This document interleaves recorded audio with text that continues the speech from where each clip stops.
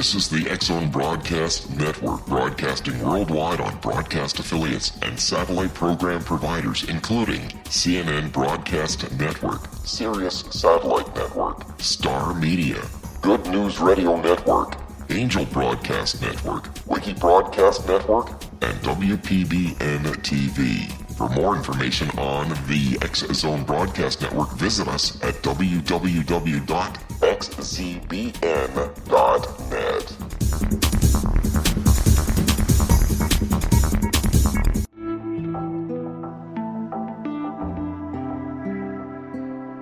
Take a step back in time and discover old Florida cuisine at Marsh Landing Restaurant in Fellsmere. Enjoy delicacies such as frog legs, gator tail, catfish, and swamp cabbage, or enjoy the more traditional cuisine like hand-cut Angus steaks, ribs, and seafood. Join us for breakfast with a southern flair featuring sweet potato pancakes, biscuits and gravy, and much more. Planning a party? Marsh Landing's private dining room can accommodate groups from 8 to 80 people. While you're visiting, enjoy the historic pictures, artifacts, and stories that line the walls. Marsh Landing is truly a unique experience. Marsh Landing Restaurant, 44 North Broadway in historic Fellsmere, or visit marshlandingrestaurant.com. Marsh Landing, Old Florida cuisine at its best.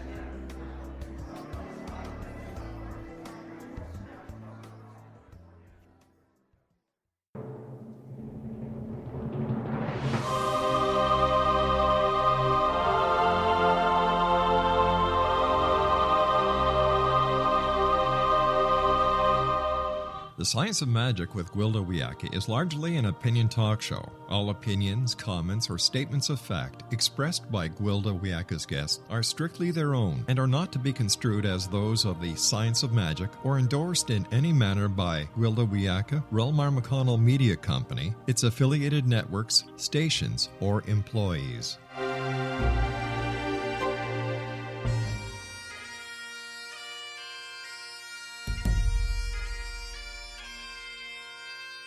Welcome to the Science of Magic with Gwilda Wiyaka, a program dedicated to uncovering the unified nature of reality and humanity's ever-evolving place as truly galactic beings. For more information on the Science of Magic with Gwilda Wiyaka, visit us online at www.thescienceofmagic.net.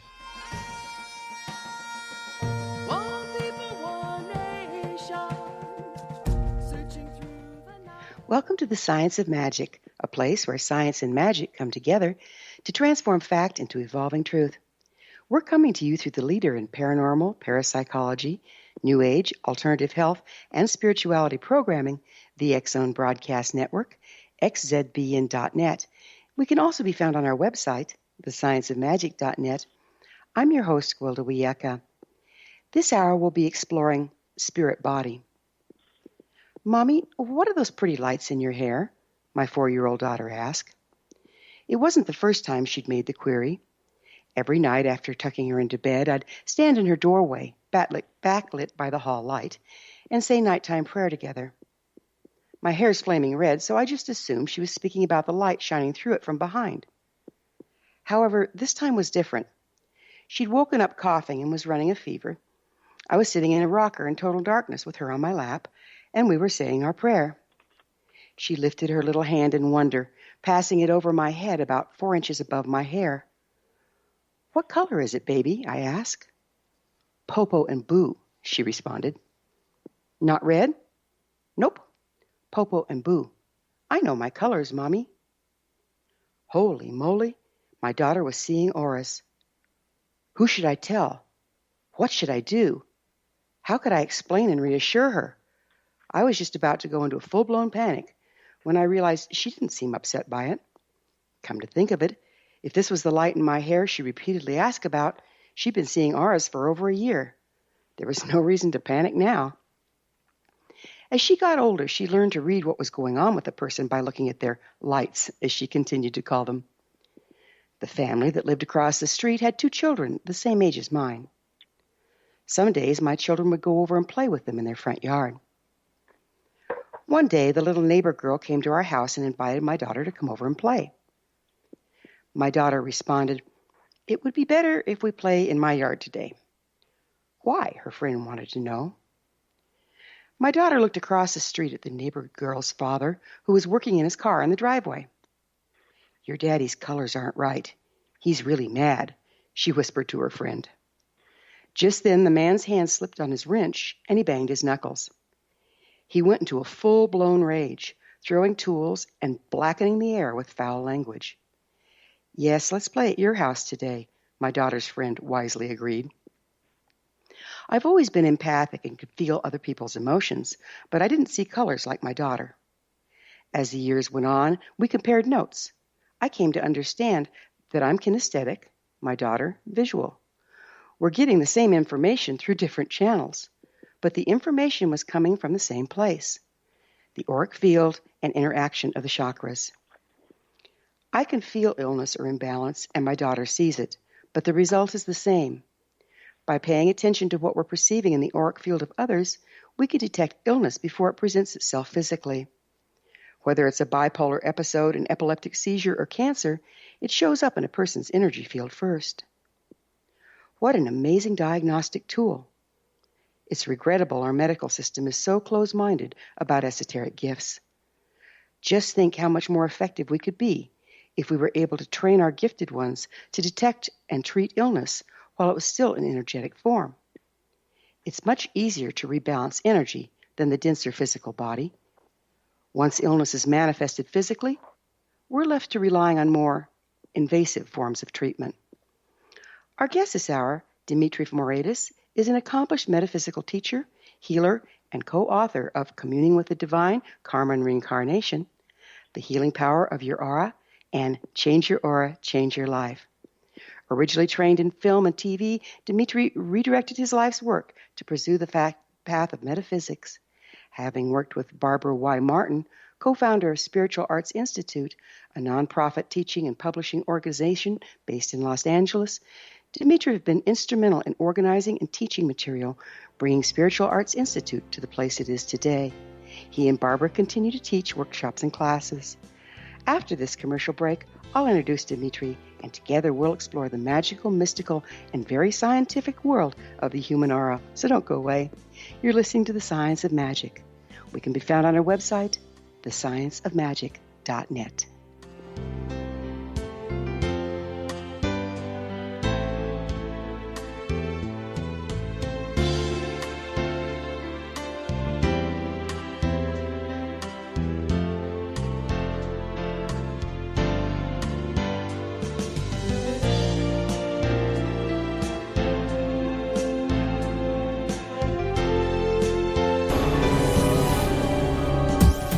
This is the X-Zone Broadcast Network, broadcasting worldwide on broadcast affiliates and satellite program providers, including CNN Broadcast Network, Sirius Satellite Network, Star Media, Good News Radio Network, Angel Broadcast Network, Wiki Broadcast Network, and WPBN TV. For more information on the X-Zone Broadcast Network, visit us at www.xzbn.net.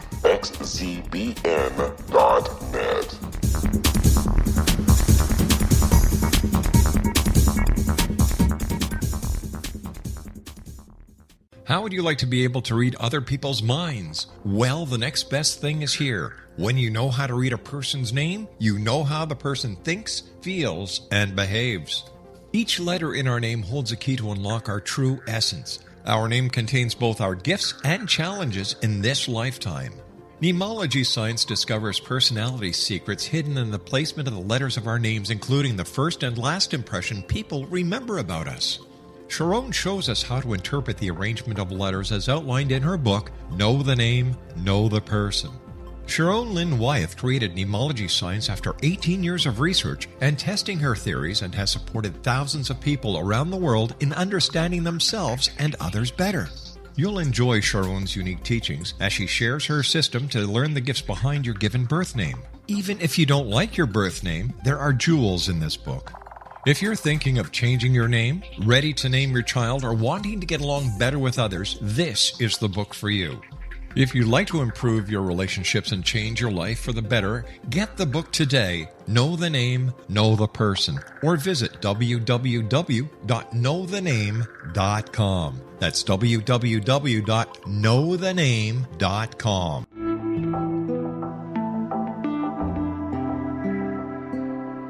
Take a step back in time and discover old Florida cuisine at Marsh Landing Restaurant in Fellsmere, Florida.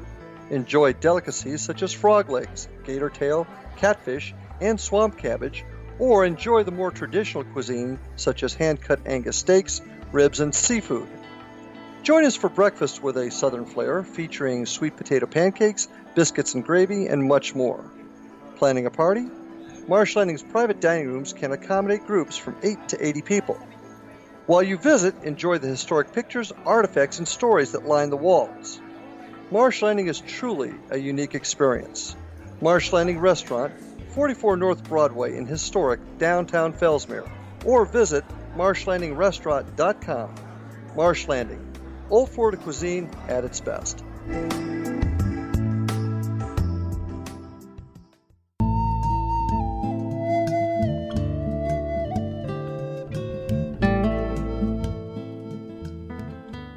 Welcome back. This is the Science of Magic, dedicated to unification and evolution of consciousness. I'm your host, Gwilda Wiyaka. Our guest this hour is metaphysical teacher, healer, and co-author of Change Your Aura, Change Your Life, Dimitri Moraitis. His website, spiritualarts.org. Dimitri, thank you for joining us on the Science of Magic. Well, thank you. It's a pleasure to be here today. Let's start out with the basics. What is an aura?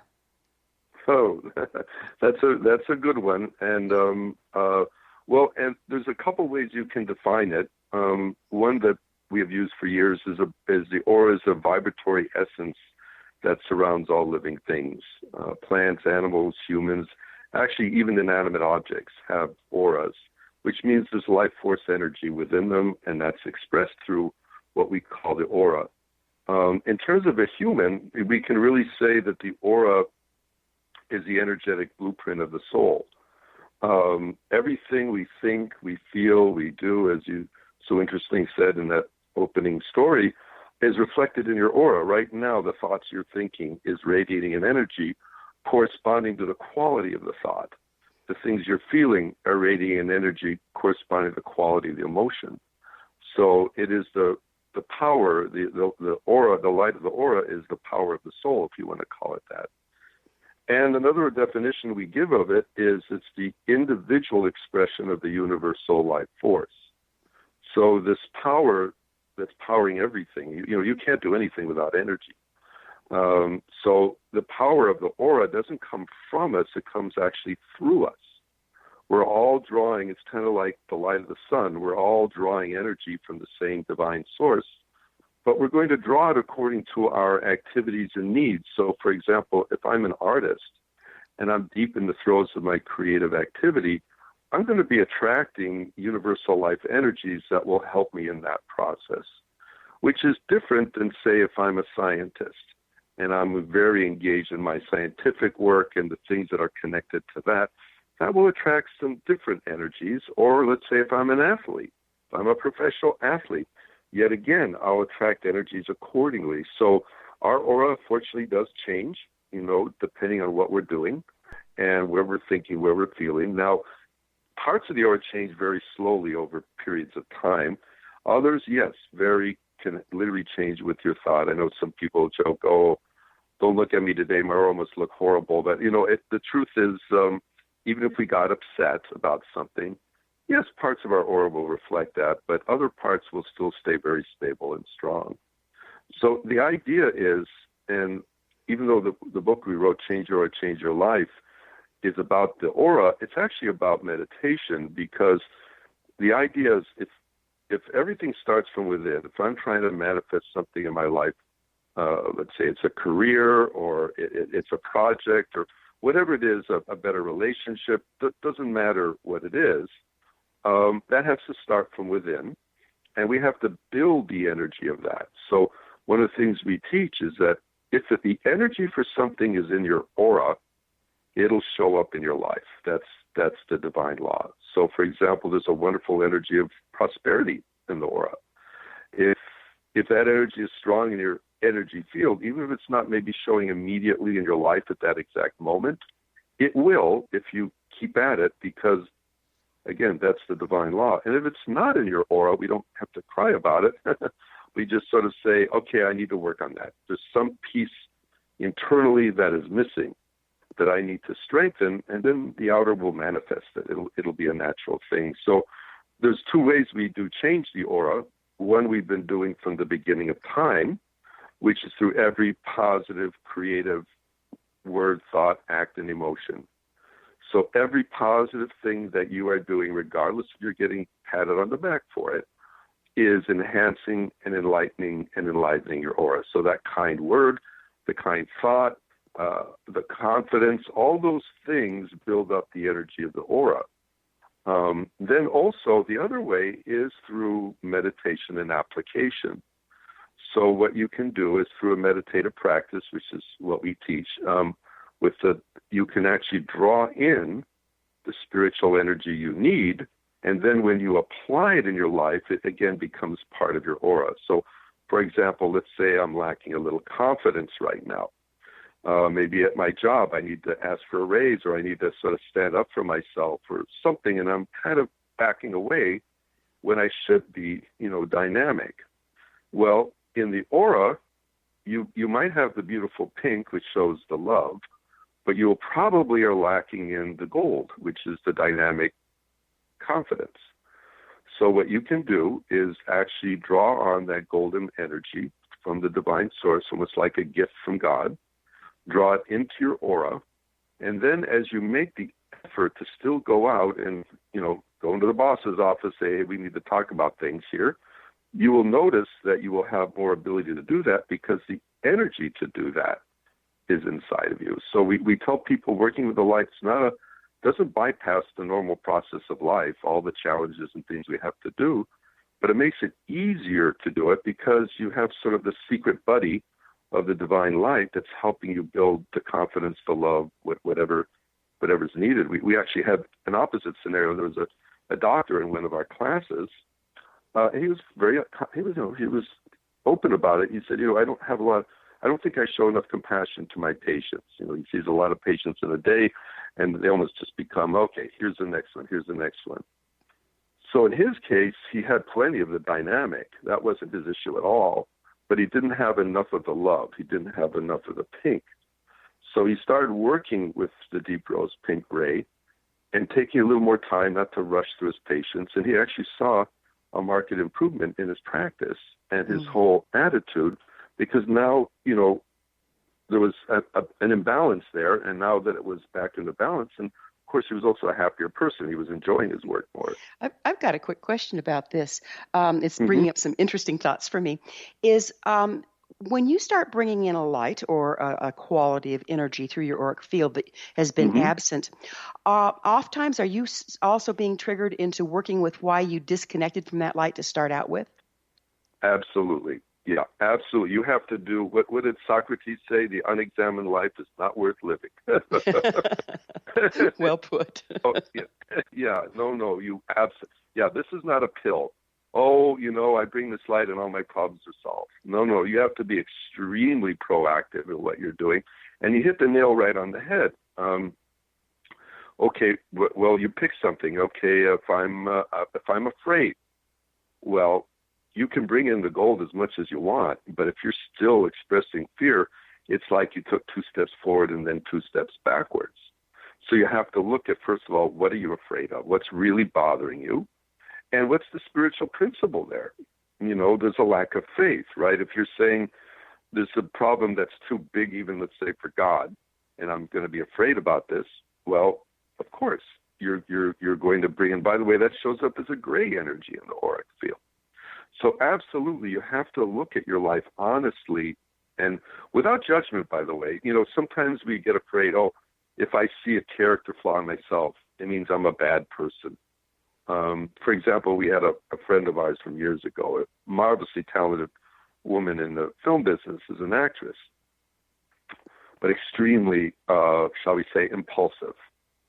She was impatient about things, and she would often say, unfortunately, the wrong things at the wrong time, and sabotaged what could have been a very successful career because there was a piece of the puzzle. It wasn't the talent, it was the management of her talent that she wasn't spending enough time to correct. So realizing our faults is a key of empowerment, to realize, the other thing we teach is you must take responsibility for your actions. if you're pointing to someone else and saying that's the problem, you've already disempowered yourself because you become a victim then. So you need to say, I'm responsible for my actions. I'm not always responsible for what other people are doing, but I'm responsible for how I'm handling it. And then that starts to say, okay, I'll look at this fault. It's just something that needs to be corrected. It's like I got some dirt on me. Well, you wash it off, And the same way we do, okay, I'm impatient. Okay, you know what? Maybe I'm a little too abrupt with people, or maybe I don't have enough self-confidence. Whatever it is, and then we start to work on it. And you're exactly right. As you start to focus on that, the revelations come, the inspiration, and the transformation. And the beautiful thing, Earth is a school, right? It's a spiritual schoolhouse, and there isn't one part of our life, we can't transform. So we have to realize we can change anything. Now, again, that doesn't mean suddenly everything in our life is going to be easy street, but it does mean that we can empower ourselves in every department of our life, and that's part of the reason we're here. It's interesting, in the heart center of the aura, which we call in our tradition the Hermetic Center, it's the energetic nucleus of all our outer activities. Everything, career, finances, relationships, all of that shows an energetic connection here. And there are actually 12 energy rays that are within that Hermetic that represent 12 different departments of our life, which means there are many things in our life we have to get in order. Not just one. It's kind of like juggling several balls at the same time. We have to have our relationships strong, our career, all these things we have to pay attention to on their own terms. And it's almost like we're an orchestra, a conductor. The different instruments are like the different parts of our life, and we have to bring it all together into this beautiful symphony, and so it all works harmoniously. And that's what the aura is trying to help us do. And I know another interesting thing, as we enlighten our aura, as we bring the colors up higher and higher, there also tends to be a better organization of the auric energies. Literally, the way it's placed in the auric field looks much more harmonious. You were talking about, getting angry. When we really let go, when we have, let's say, a tantrum, or we really time went on, as they say, it shoots out like vitiated red firecracker energies. And one strong outburst of anger, if it's not taken care of, can linger for 2 weeks in the auric field. So this shows you how powerful these emotions are, and how we do have to, kind of take charge of our life. Yeah, it's pretty interesting, isn't it? And yet, at the same time, we have just about a minute in this segment left, at the same time, we need to be able to responsibly move our emotions, or that pollutes our auric field as well. Is that correct? Absolutely.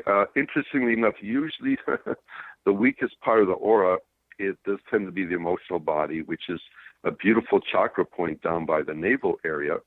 And that's often just by a misunderstanding of the emotion, what its job is in the aura.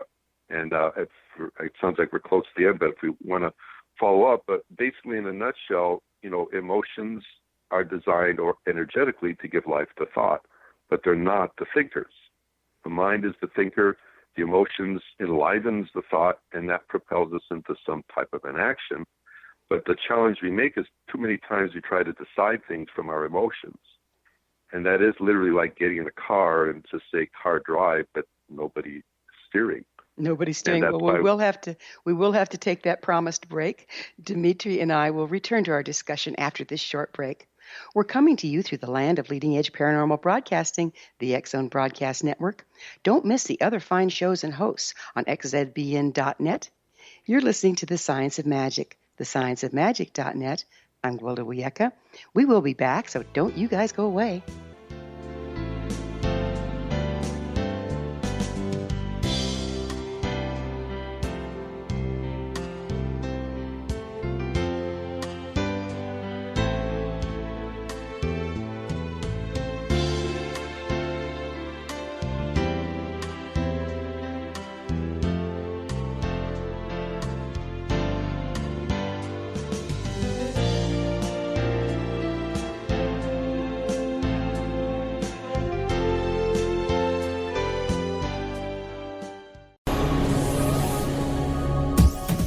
This is the X-Zone Broadcast Network, broadcasting worldwide on broadcast affiliates and satellite program providers, including CNN Broadcast Network, Sirius Satellite Network, Star Media, Good News Radio Network, Angel Broadcast Network, Wiki Broadcast Network, and WPBN TV. For more information on the X-Zone Broadcast Network, visit us at www.xzbn.net.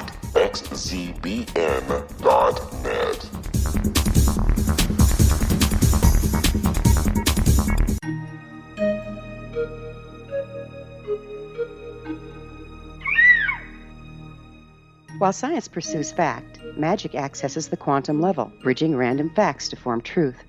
As long as science and magic remain separate and polarized, the truth cannot be known.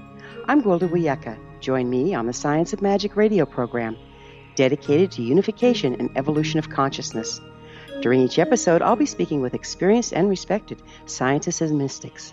From astrologers to astronomers, from medical doctors to shaman, the scientific method to dowsing and intuition, we'll weave together information from seemingly divergent practices to promote unity and enlightenment. Join me, Gwilda Wiyaka, and the Science of Magic right here on the Mutual Broadcast Network. For more information, visit www.thescienceofmagic.net. Gibbs A. Williams, Ph.D., is a practicing psychoanalyst, supervisor, researcher, and author in New York City. Much of his life has been dedicated to understanding nature and the uses of meaningful coincidences or synchronicities. His radical and original non-Jungian, non-mystical, non-magical theory of synchronicities illuminates much of the fog surrounding this challenging and perplexing topic. His ideas and manners are fresh, presented in a style that is both entertaining and highly informative. He is also an expert on crisis intervention, specially focused on violence reduction for the police and citizens, mastering anxiety, frustration, and stress without the use of medication, and effectively preventing and treating heroin addiction.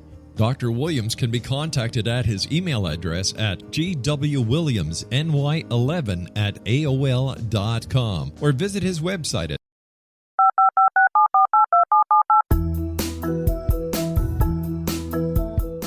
Did you know that when you're on the road with limited data or Wi-Fi, you can still listen to the X-Zone Radio Show with Rob McConnell, The Science of Magic with Gwilda Wiyaka, X-1, Dimension X, Space Patrol, and every minute of the X-Zone Broadcast Network by calling 213-401-0080, courtesy of Audio Now. No smartphone, app, or internet needed. It saves your data plan, and it's free if you have unlimited minutes. Call 213-401-0080 to listen on any phone, anytime, anywhere. Remember 213-401-0080 for the best of the paranormal, parapsychology, and sci-fi radio programming anywhere, 24/7, 365. Afterlife expert Roberta Grimes was the first one to say that dying can be fun. Now her best-selling book, The Fun of Dying, is available in stores worldwide. So if you wonder whether death ends life, how it feels to die, or what heaven might be like, The Fun of Dying was written for you. And if you have always been afraid of death, or if you worry that your life has no meaning, let The Fun of Dying ease your fears and bring new meaning to your life. Nothing said in The Fun of Dying is based on the teachings of any religion. Instead, Roberta draws on evidence to explain how death happens, how it feels, and what comes next. A lot of the best death-related evidence was produced in the first half of the 20th century. When it is put together with recent discoveries, it tells a consistent and amazing story. Roberta Grimes blogs and answers questions at robertagrimes.com.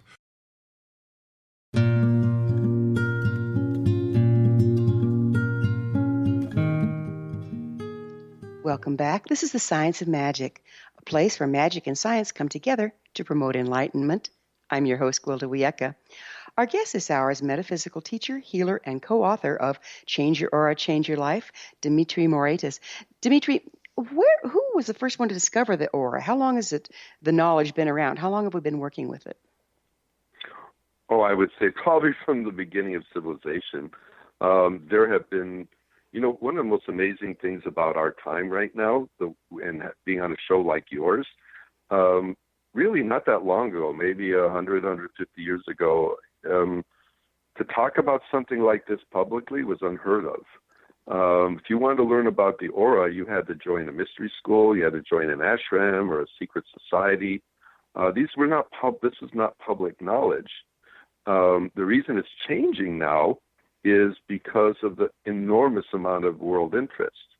There's more people ready for the spiritual life now than there's ever been on Earth. And this means that there's almost like a redesign of the whole, shall we say, mystery school tradition to help accommodate so many people. We were on a show a little while ago, and the gentleman asked, well, how is your aura book different from the other aura books? Well, thank God there's even a point of comparison, because there was a time where there were no aura books out there. And now you're talking about what's the difference between them. So it shows how much things have changed in a remarkably short period of time. And, one of the things I want to make sure to come across, and obviously people listening to your show, they've had an awakening and they're responding to it. And what we urge people to say is that's not an accident. Your spiritual awakening was the divine knocking on your door, and you are responding. And please do everything you can to follow through on it, because it is a calling, and if the calling is coming to you, you want to pursue with all your heart, because it's leading to something. We're just in the beginning stages of the spiritual renaissance. Barbara, it's like the clarion call. We're just kind of getting us together. There's a lot more that's coming down the pike. And look how many are already interested all over the world. It's not coming from just one place.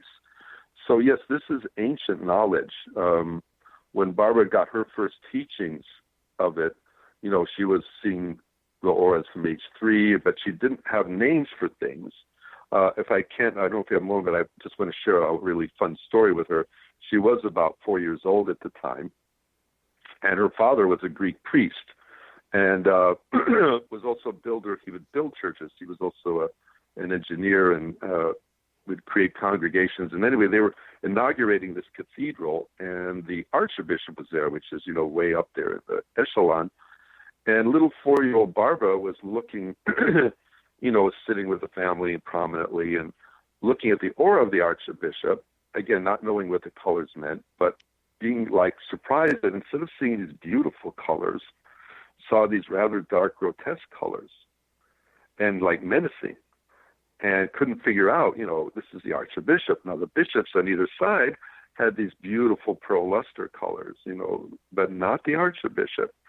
So when it came time to kiss his hand at the end of the service, little 4-year-old Barbara kind of screamed out in front of the congregation, "Oh, no, I'm not kissing his hand. He's a monster. He eats children." And of course, the mother was horrified. Yeah. And she got a spanking and all that. But it wasn't until 11 that she met somebody that could see the aura, but was also trained in the aura. And she was trained in the hermetic sciences. She was actually she ran an acting company, and she invited Barbara in one Saturday and said, basically, you can see the aura, can't you? And Barbara's mouth dropped, said, is that what it's called? She didn't even have a name for it. And said, I can see the aura too. And my mother and my grandmother were both hermetic scientists. And I'd like to share you about your gifts. And she would show them these handwritten books, the ancient, unfortunately, you can't buy these books on Amazon. And they would explain the aura. They would explain the colors. They would explain a lot. So that's where she got her first training. And then years later, met another mystic that trained her to be a teacher, which was, again, a whole other. So she basically went through 20 years of training to be able to be a trained mystic. And as I started working with Barbara, I began as a student, and she's been training me for quite a long time. So it's a tradition that has been going on for a very long time, and it's just becoming more and more popular. So there's a tremendous foundation of this. This is not something that was just invented yesterday. Right. Thank goodness for it. Would you mind speaking to, we've been talking about how our auric field reflects into the world, can be read, or how it affects us. What about how does our auric field affect other people? Do we need to be responsible for what's going on there because it affects other people? Well, we are emitting an energy, so absolutely. When you're interacting with somebody, there is an exchange of energy.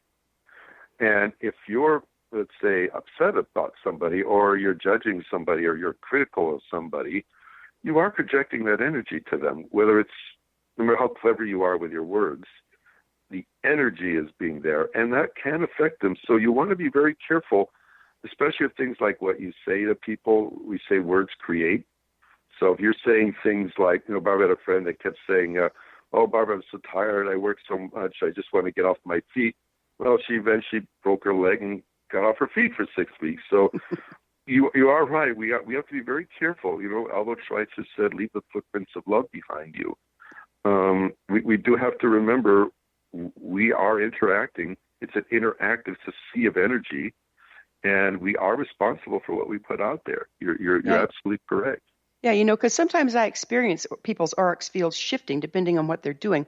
So say, for instance, if someone's trying to get me to do what they want me to do, regardless of what I want, I'll really feel it tugging like in my yellow chakra. I can literally feel it in the solar plexus. Is this what we're talking about? Exactly. And there you have to be strong, like I'm sure you are. In other words, sometimes, and it's not conscious, but sometimes people want to encroach on your energy field. And you have to say no energy of another person can enter your aura unless somewhere you're permitting it. And actually, one of the best cases, what you're saying is, let's say you get on the phone with somebody and a friend of yours is really depressed and you really care about them and they kind of, unload on you. And at the end of the conversation, they're going, I feel so much better. Thank you for listening to me. And you're like ready to crawl into bed. You're exhausted. And what happened was that person pulled on your energy, and yes, especially in that emotional solar plexus area. So we're supposed to receive our light from the source, from the higher part of us. There is an exchange between us, but people are not supposed to be pulling on us or we pulling on them. It's supposed to be balanced. So yes, if you ever feel anybody pulling on you, you see that golden bubble of protection around you, and you have the right to refuse that energy. And it's especially sometimes when they're the strongest. In the book, we have a diagram about people fighting. So, for example, if someone comes up to you and is like yelling at you and wants you to react, if you do react and get angry back, not only did you get angry, but you invited their anger into your aura. And that's so it's like why a resonance, yeah? Exactly. But you're resonating on an off key, and that's why these things can escalate, and you can have a screaming match because you're, as you said, exactly right. You're kind of resonating on this sour note. Now, if you simply refuse the anger, and you're just saying, "I'm not going to react to this," okay, you're not letting them enter your energy, and there's no place for that disturbing thing to go. And it will start to dissipate, but most important, you will keep your center. So you may be strong. You may be saying, look, I don't agree with what you're saying right now, but you're not just emotionally yelling back at them. There's a huge difference between the two. You're not responding to the lower frequency or the more harsh frequency. On the other hand, process is ugly. So is it necessary or even advisable to keep our aura in perfect balance at all times? Or do we move in and out of balance as we're processing? Well, this first of all, we don't, we used to say in our workshop, anybody perfect here? Raise your hand. And, one person always just jokingly raised, we're not perfect. We're a work in progress. So if we were perfect, why do you go to school? You go to learn. Well, if you already know what's in school, you don't need to go to that school. You've already learned it. So there's obviously things here that we don't know. We're striving for the enlightenment, for kind of the purity, but we're not there yet. We're all in a process to achieve that. So there are going to be parts of our aura that are very developed and beautiful and parts that are not.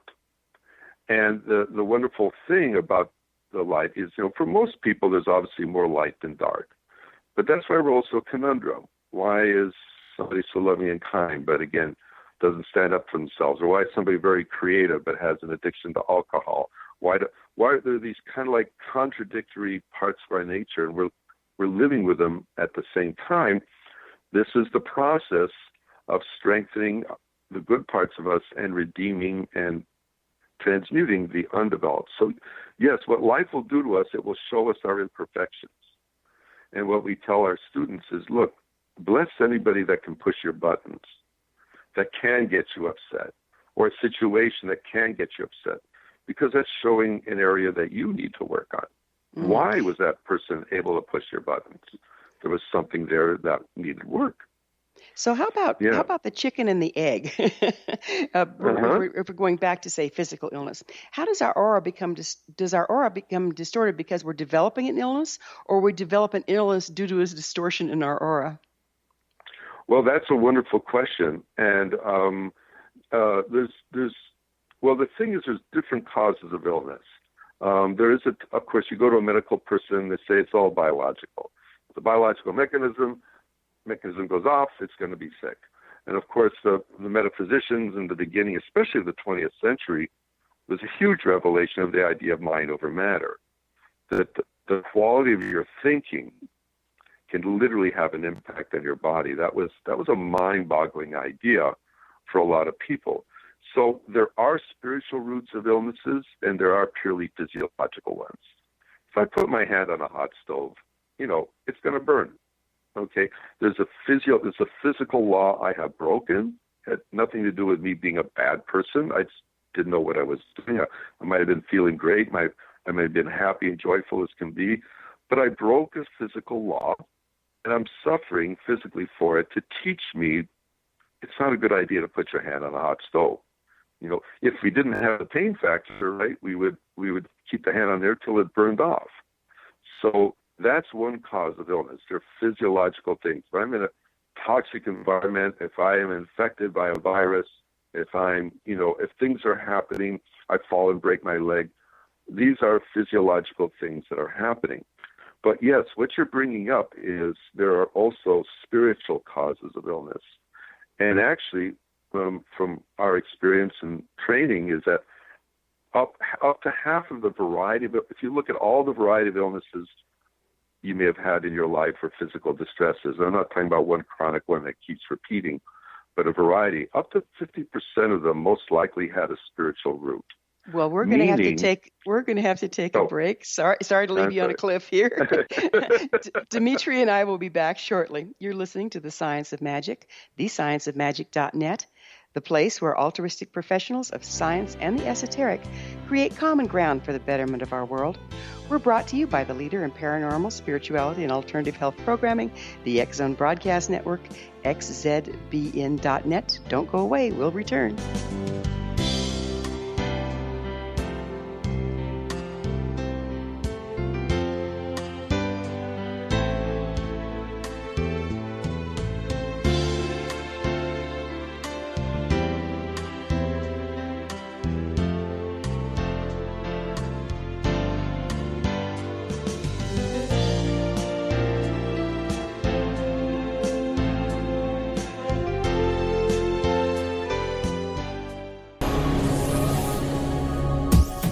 This is the X Zone Broadcast Network, broadcasting worldwide on broadcast affiliates and satellite program providers, including CNN Broadcast Network, Sirius Satellite Network, Star Media, Good News Radio Network, Angel Broadcast Network, Wiki Broadcast Network, and WPBN TV. For more information on the X Zone Broadcast Network, visit us at www.xzbn.net.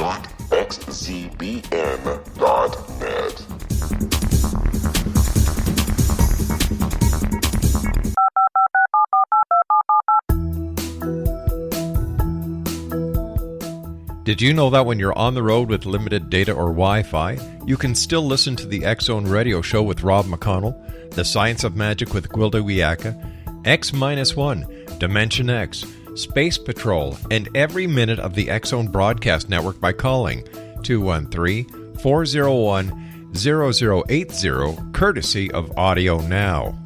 No smartphone, app, or internet needed. It saves your data plan, and it's free if you have unlimited minutes. Call 213-401-0080 to listen on any phone, anytime, anywhere. Remember, 213-401-0080 for the best of the paranormal, parapsychology, and sci-fi radio programming anywhere, 24/7, 365.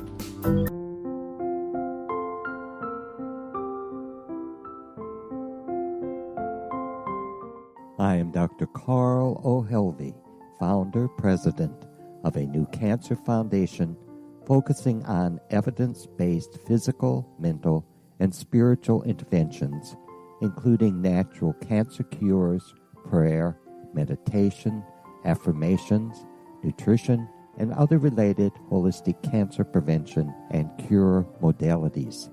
These are used in cancer education, research, and financing care. I ask for your help to continue this important work by donating at www.holisticcancerfoundation.com.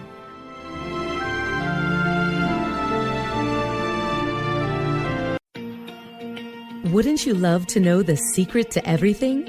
Well then, meet Dr. Kimberly McGeorge and her cutting-edge breakthrough knowledge that combines science with possibility. Dr. Kimberly brings real-life answers and healing to those open to alternative solutions.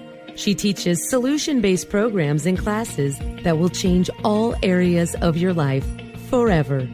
Specializing in conscious creation, intuitive readings, and energy medicine, you can rapidly shift health, relationships, business, and money and abundance challenges quickly.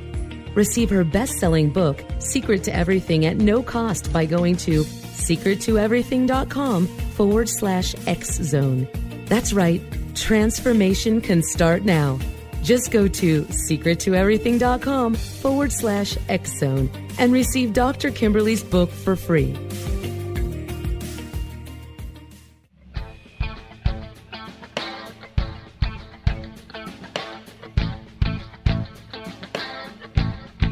What Happened in Benghazi is revealed by Nicholas Genix, author of Obama, Islam, and Benghazi. He informs the American people that President Obama deceived them by advocating a strong foreign policy prior to the 2012 presidential election, and Hillary Clinton supported this deception. As the title infers, there is a connection between Obama, Islam, and Benghazi. Ample evidence informs Americans that Obama's early indoctrination in the Quran developed an affinity for Islam, why the Quran is the source of discontent in many countries, and why the Obama foreign policy deception led to poor military action and caused the loss of American lives in Benghazi. Genix provides 36 questions for the Select Committee on Benghazi to validate if Americans are justified to mistrust President Obama and Hillary Clinton. An overview of Obama, Islam, and Benghazi is presented on the website www.futureofgodamen.com. That's www.futureofgodamen.com. You're listening to the X-Zone Broadcast Network, www.xzbn.net.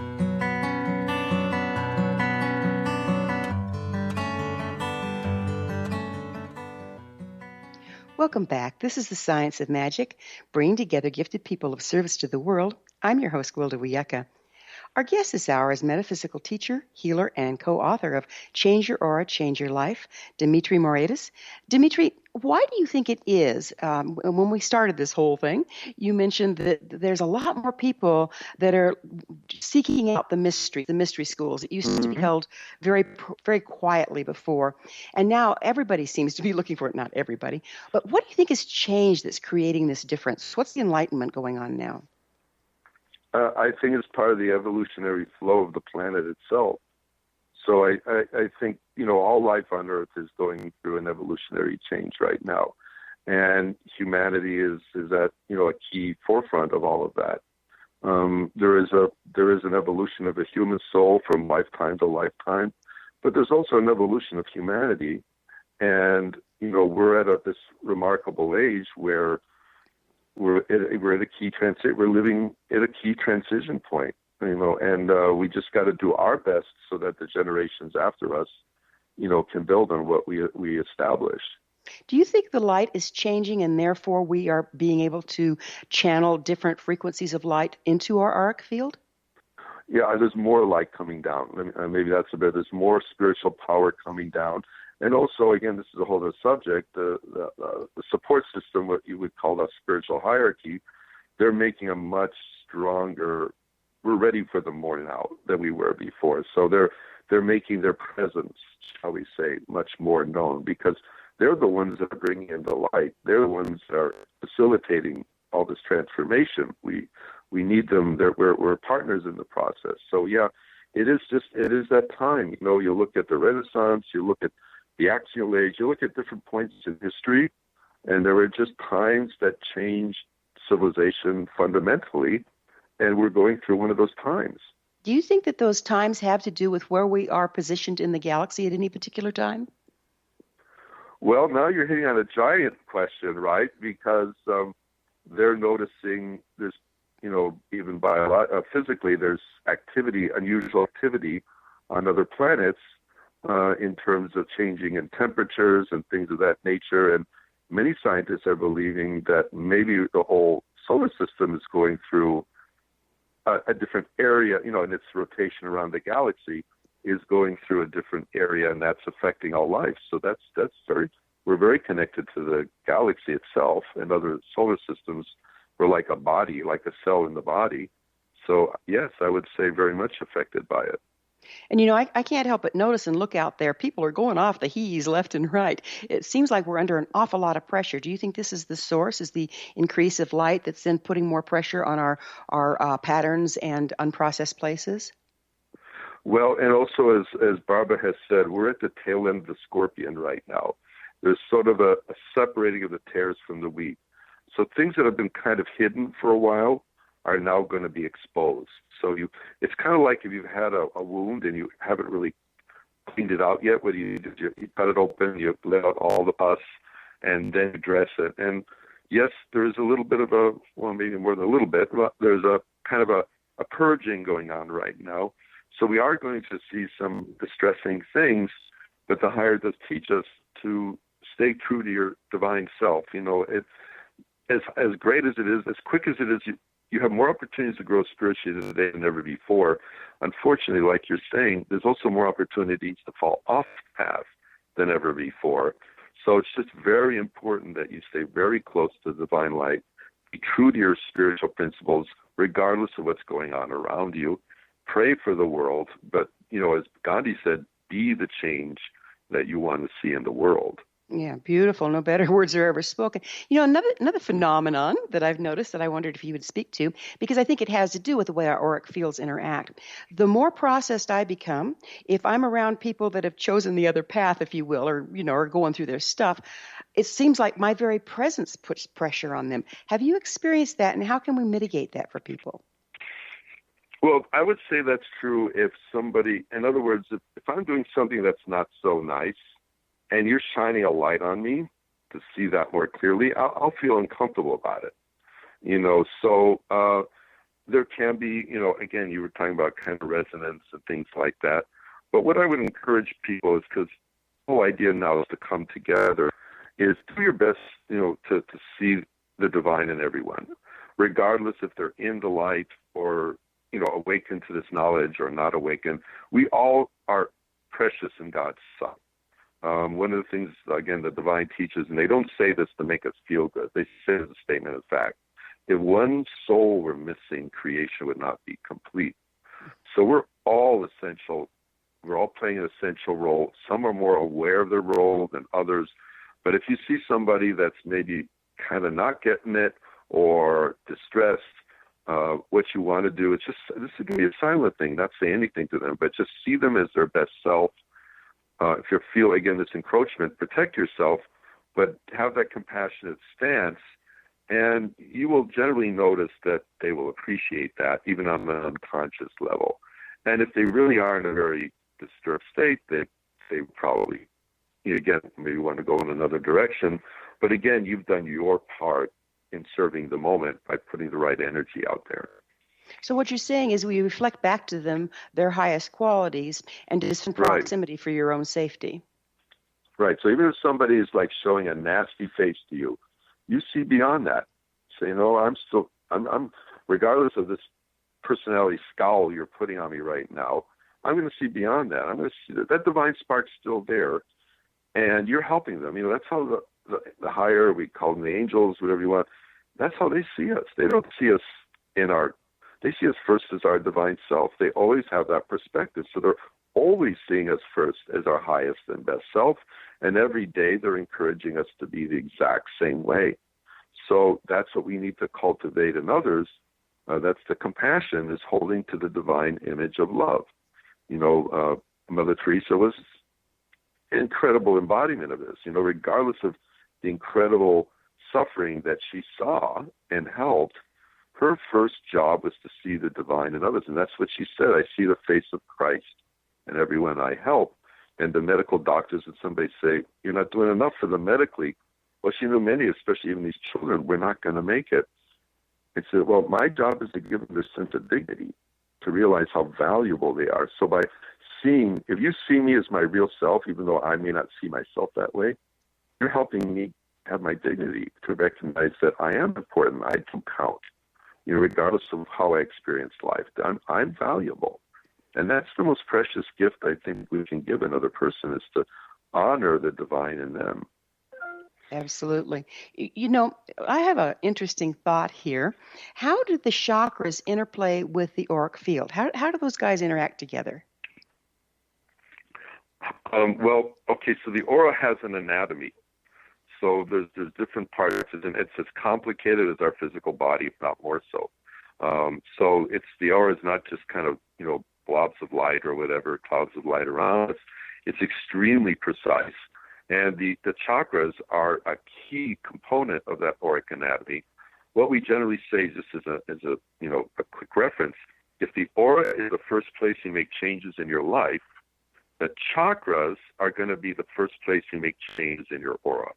Mm-hmm. So in our meditation, we generally work with the chakras first, especially the mental one, the throat, the heart, and the emotional, because as you get these energies and these chakras moving in the best possible way, it'll bless the entire auric field, and of course will help you be just a stronger person.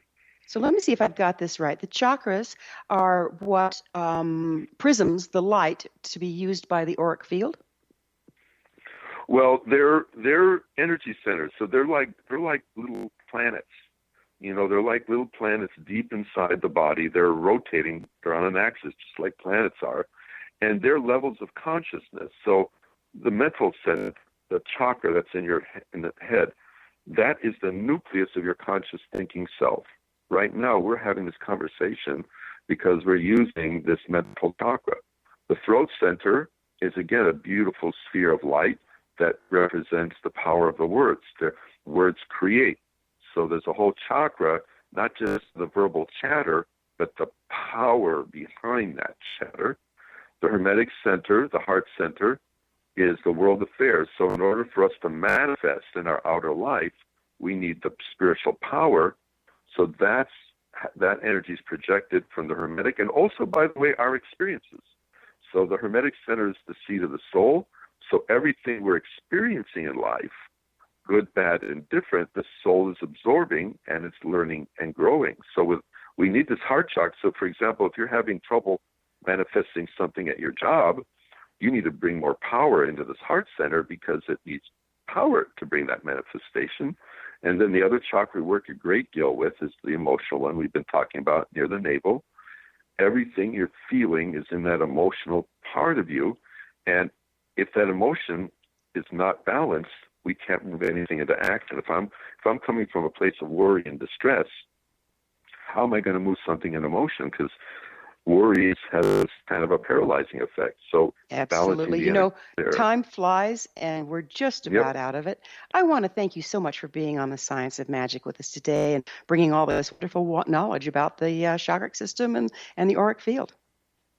It's my pleasure, and thank you for all that you're doing. Thank you. Our guest this hour has been metaphysical teacher, healer, and co-author of Change Your Aura, Change Your Life, Dimitri Moraitis. His website, spiritualarts.org. This has been The Science of Magic. Remember, you can always listen to past thought-provoking episodes on our website, thescienceofmagic.net. Don't forget to join us on the next episode of The Science of Magic. Until next time, dear ones, may you be blessed with knowledge and comforted with love as you embody your spirit.